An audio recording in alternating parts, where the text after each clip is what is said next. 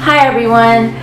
So as you know, I usually create this email around whatever I see coming into the center, and recently it's been a lot of discussion around anxiety and energy built up, causing a lot of stress and physical symptoms. And so what I would like to do is show you in this video, in the second video that I'll make, what I've advised many of you to do, which is a movement therapy. I was first introduced to yoga as a body movement therapy, which helped for many years.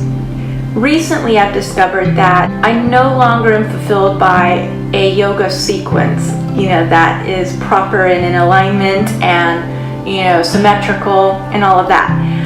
I have connected to a more intuitive sense of my body and what my body needs and how to dislodge or discharge or move out anything that is sitting inside of my tissues or inside of me energetically to help relieve any anxiety from building up and then creating a panic attack or an anxiety attack down the road. So in the second video, I know that I've told many of you about this body movement, but I think it would be helpful to actually see it. So in the second video, what you'll see is movement that arises out of an intuition. Okay, so I have not planned, I have not really thought about any of the movements that you'll see. It is simply whatever my body decides to do. And sometimes there's sounds that come out as well. Vibrations, screaming, weird sounds. And do I know what they mean? No, and it doesn't matter. It's a release. And that's the important thing, is that there's a release and the body knows how to release it. So just allow whatever comes up to come up and out of you. This is a body sensing therapy. It's a body movement therapy based on your body's intelligence. So there's a lot of trust and allowance. There's no judgment, there's no analysis, there's no thinking, there's no planning. There's simply being and allowing the body to move the way it wants to move. Now some days my movement will look pretty, and other days it looks pretty ugly. It's a release of anger and sadness and whatever else needs to come out. So I encourage you to just let whatever happen. Another thing is, it can be as long as you want it to be.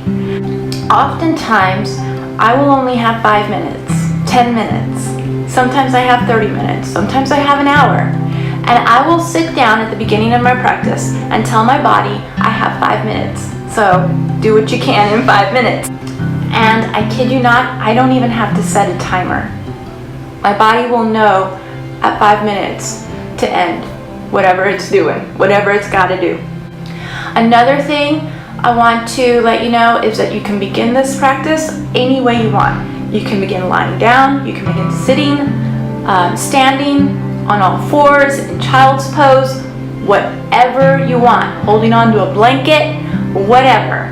I do recommend perhaps starting a meditation practice if you haven't done that. I do think that it helps to get into that stillness and that space where you're no longer evaluating what you're doing. So if you have trouble doing this type of therapy, I would recommend starting a meditation practice to get in tune with your energy and get in tune with your stillness and get in tune with releasing the mind chatter and releasing the tension in the body, because there is a certain amount of buoyancy or gel-likeness that you have to carry throughout this type of practice. So enough of the talking. I'm gonna go ahead and do one of these movement therapies for you. I'm going to speed it up, probably add some music to it, because let's face it, we don't have a lot of time to watch a 15 to 30 minute video of somebody doing movement therapy, and it's got to be a little bit entertaining so that you will watch it. If you have any questions, bring them up in your session. I'll be happy to answer them. All right, bye.